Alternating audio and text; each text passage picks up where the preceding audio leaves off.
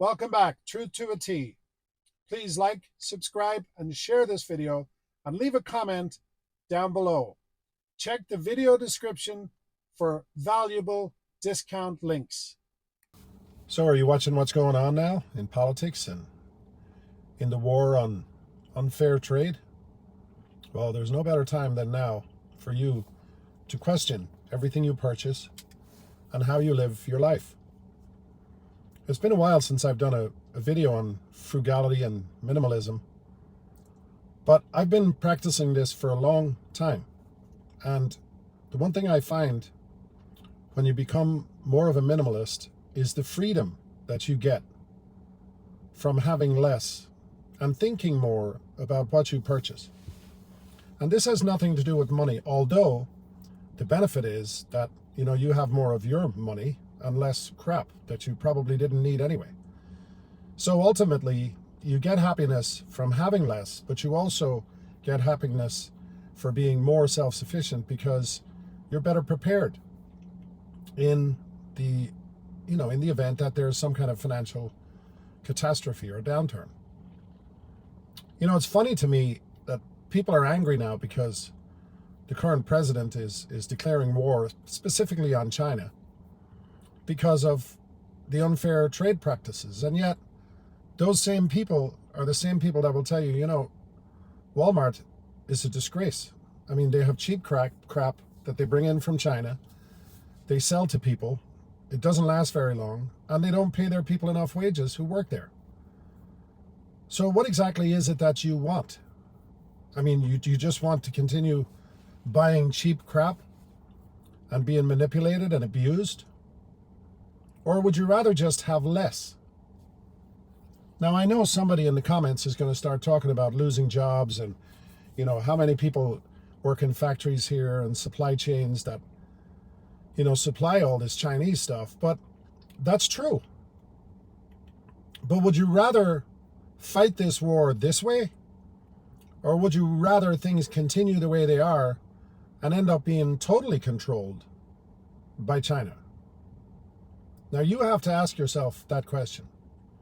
So for me personally, I want to talk about sneakers for a minute. I have a friend who buys new sneakers probably about once a month. And I've never talked to them about it because it's really none of my business. But these are really good quality sneakers. They're usually a couple of $100. He buys good stuff. I buy good stuff. I don't believe in buying cheap anything. If I buy something, I want it to be good and I want it to last. But the problem I have is he buys these sneakers, he has them for a month, and then he buys a new pair, which he doesn't need. Like, my sneakers will last me about 4 or 5 months. I mean, they last me longer because when I figure I'm done with them as far as, dressing out, using them to wear to work or to dress up, they usually go in my garage and they become my outdoor sneakers when I'm cutting the grass or when I'm doing maintenance, or many times when I'm painting. You don't want to get paint on good sneakers, right? So you wear the old ones. So these sneakers can last me literally for years. I have sneakers that I've had for a long time. I try to purge them. I try to get rid of them every once in a while. But this is a great opportunity, excuse me, for you to actually think about what you're buying and what you need. The reason I have this current little video going on up here where it is I come here daily for walks. I walk in many places, but I find great comfort in walking around the water. And there are so many simple things that we can do in life that don't require you to buy anything or to spend a lot of money. I sometimes ride a bicycle. I have a bicycle that's really old, but it's a good quality. It's an old Trek. And last year, I was going to buy a new bike. I was going to buy one of those carbon fiber bikes, and, they're a few grand, and they're great quality, don't get me wrong, but I started thinking to myself, it's not like I ride the bike all the time. If I was doing 10, 15, 20, 30, 40 miles a day, then I probably would buy a carbon fiber bike. But when you think like a minimalist and you think frugally, you start to ask yourself questions before you purchase something. So I thought about the new bike, and then I said, wait a second. There's actually nothing wrong with this bike that I have, this Trek. It needs new tires, and it needs new brakes, And then, as well as that, I added some new modernized equipment. I bought for instance, I bought a little carrier for the back so I could ride to the store, or I could strap down, my little bag where I keep my cell phone and my stuff when I am riding the bike. And then I added a new, really high quality light on the front, which is LED, long life battery.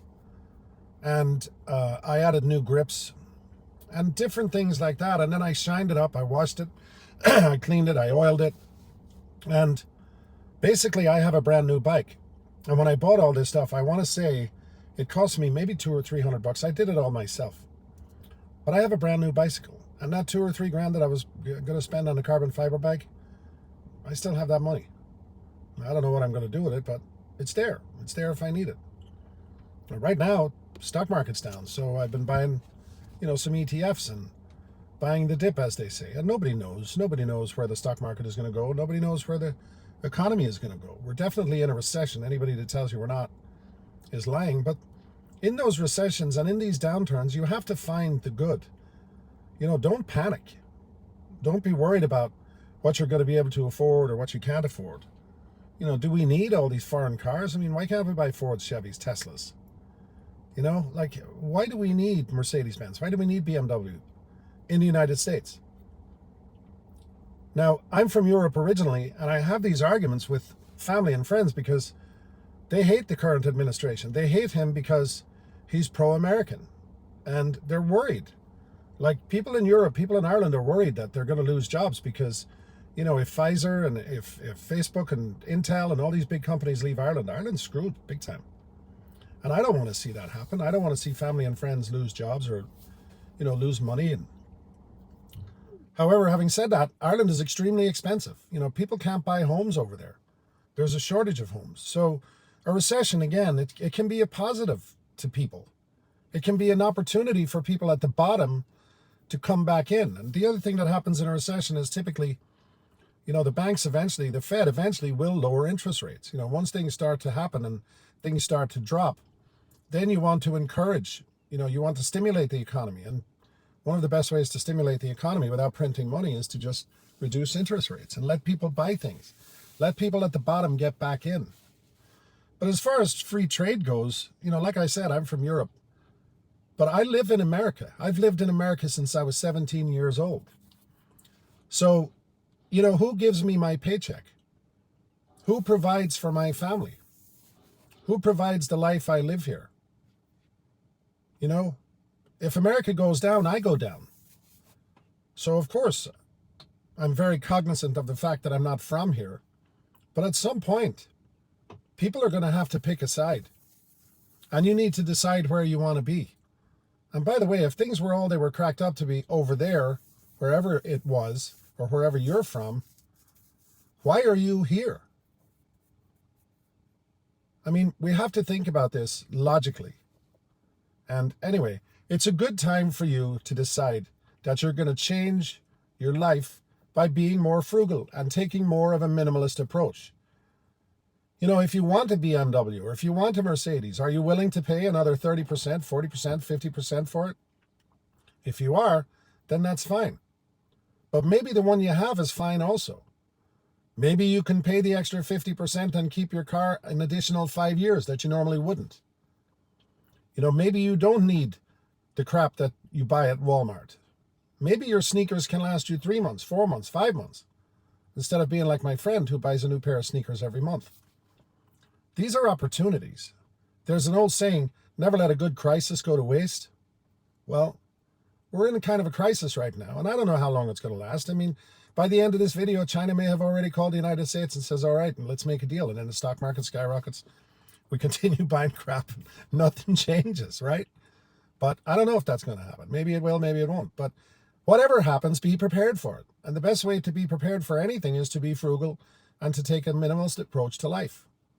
And by the way, I'm not poor. I'm far from it, actually.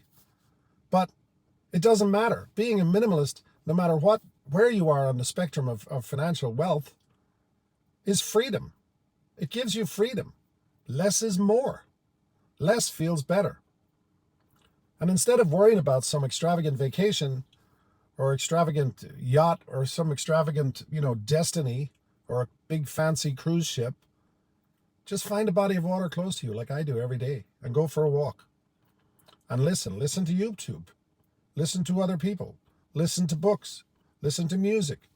Maybe start a YouTube channel. That's how I started this one. Anyway, I'm going off track here, but thanks for watching.